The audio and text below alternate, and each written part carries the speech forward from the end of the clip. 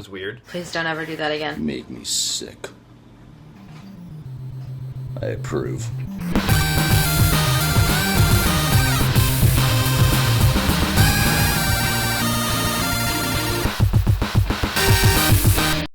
Hello everyone and welcome back to that Cybert channel. My name is Dan Seibert and it is great to be back from hiatus. It's like a light breeze wafting underneath the kilt. Since this is the big return from my hiatus, I thought I'd put together a top 5 list of the greatest comebacks in gaming. Now these are franchise games that either fell off the radar for a number of years or lost their way and then came back in an explosion of gaming awesome. Number 5. This list starts off with a bit of an assumption. Taking the spot of number 5 is Kingdom Hearts 3. F***ing finally. But Dan, how can you say this is a comeback after Kingdom Hearts Dream Drop Distance, Kingdom Hearts 256 2 Days, Kingdom Hearts 50 Plotlines to Confuse the Mind, and more? Well, put all that aside and look what was supposed to be the original trilogy. Kingdom Hearts 1 and 2 arrived for the PlayStation 2 and were amazing. And the third installment was supposed to drop on the PlayStation 3, but nothing. Nothing! But finally, at E3 2013, we finally caught a glimpse of Kingdom Hearts 3, and we couldn't have been more excited. The game looks great in next gen, and say what you want, I'm excited to go on the Disneyland rides. Coming in at number 4 is Kid Icarus Uprising, a game whose NES release has a very special place in my heart. When I was young, Kid Icarus was one of my most favorite NES games to play. After its NES debut, it had one more game on the Game Boy, and then it faded off into the distance. Until Project Sora! Not you, we've already talked about it. You get out. Get out, we're done. You go home. Kid Icarus Uprising hit the 3DS in 2012, and despite some sort of odd controls, received many positive reviews. And because of Project Sora, I said leave.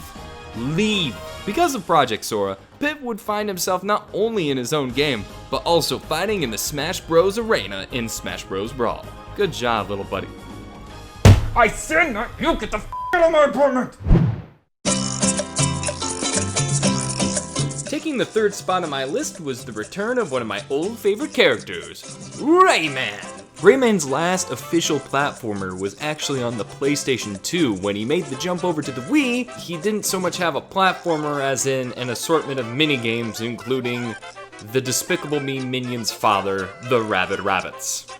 They basically look the same. But after the Rabid Rabbits started to lose popularity, Rayman came back in a blaze of difficult glory. Rayman Origins didn't just return to the platforming I loved from the first game. It had an art style that was both beautiful but at the same time dark and gritty. And seriously, to 100% this thing, you better be prepared to restart levels over and over and over again just to get that time bonus. And I mean, don't want to brag, but somebody's got 100% on the game.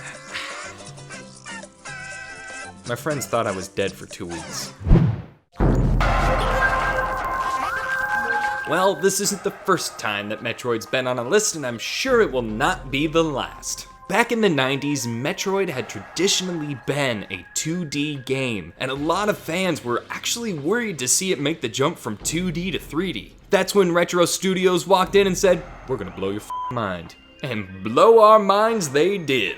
Retro Studios handled all the worries that fans had beautifully. Metroid Prime still managed to capture that sense of exploring an entirely large planet with beautiful visuals, and there were still tons of upgrades.